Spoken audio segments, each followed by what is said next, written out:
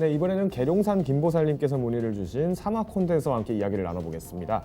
62,300원에 비중 20% 추가 매수를 하고자 하는데 어디서 매수를 해야 될지 문의드립니다. 라고 말씀을 주셨네요. 자, 일단은 사막 콘덴서, 사실 전기 전자 사업 부분에서 콘덴서 빠지면 아쉽죠. 거의 이제 전자산업의 쌀이라고 불리는 정도인데, 자, 근데 이제 사막 콘덴서 하면은 이미 관련돼서 이름부터 콘덴서입니다. 아무래도 한번 산업 비중이나 이런 부분들이 결국에는 세라믹 관련해서 나타날 수밖에 없다는 거죠. 자, 실제로 차트 보면서 바로 이야기 나눠보겠습니다. 어디까지나 팬데믹 이전까지는 흐름이 나쁘지는 않았습니다. 그래도 나름대로 주가를 선박하면서 잘 이끌어왔다는 부분들이 눈에 띄는데, 결국은 이제 이런 전자산업 부분들이 시장 축소가 됐을 때는 어쩔 수 없이 피해갈 수밖에 없다는 거죠. 마찬가지로 결국은 이제 전기전자 사업들도 결국에 시장의 주머니가 닫혔을 때는 어떤 시장의 축소 부분들, 그리고 주식이라는 것은 결국에 주가에 대한 부분들, 현금화 과정에서의 하락 부분들도 명심을 하셔야 된다는 거죠. 다행스러운 부분들은 경기적인 의외의 상승 부분들이 성장률처럼 꾸준하게 다시 회복을 했습니다. 그러니까 아쉬운 면은 무엇이냐?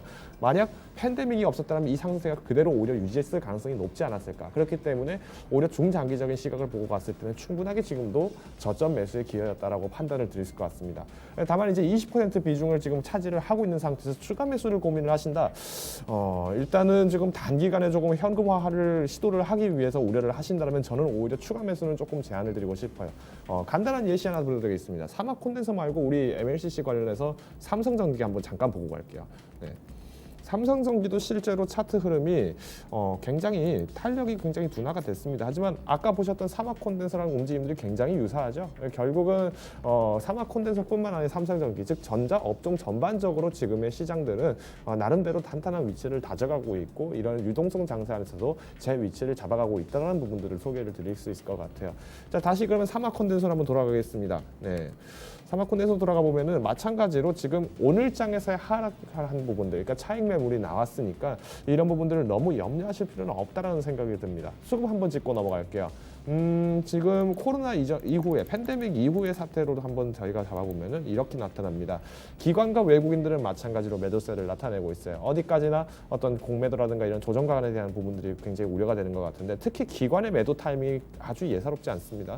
네, 지금 보시면은 저희가 지난 13일 때부터 공청회 열리고 나서 그 결과 발표됐죠. 공매도 어쩔 수 없이 열어야 된다 등등등등 이런 얘기들이 나왔기 때문에 결국 주가적인 단기적 관련해서의 면에서는 주가에 흔들릴 수 있다는 부분들을 조금 나타내는 것 같습니다. 하지만 어디까지나 추가 매수를 위해서 20% 비중을 확장을 시키는 것은 조금 자제를 하시는 게 좋지 않을까라는 생각이 들고요. 오히려 지금 현재 상황에서 추가 매수를 한다라고 하면 콘덴서뿐만 아니라 오히려 9월 이후에, 그러니까 공매도가 부활한 이후에 한 번 더 추가 매수를 하는 게 맞지 않을까라고 생각이 됩니다. 실질적으로 공매도 부활했을 때 가격대가 얼마나 떨어질까요? 종목에 따라 차이는 나겠지만 20%, 30% 떨어지는 종목들도 제법 나올 수 있습니다. 하지만 어디까지나 이런 장세 중에서도 특히 유동성이 계속 유지가 되는 한은 이런 하락 부분들도 충분하게 회복이 가능하다고 판단을 하기 때문에 성급한 추격 매수보다 현 시점에서는 오히려 홀드, 그리고 조금 더 어느 정도 주가가 안정화가 되었을 때 이후에 매수하시는 것을 적극적으로 추천드리겠습니다.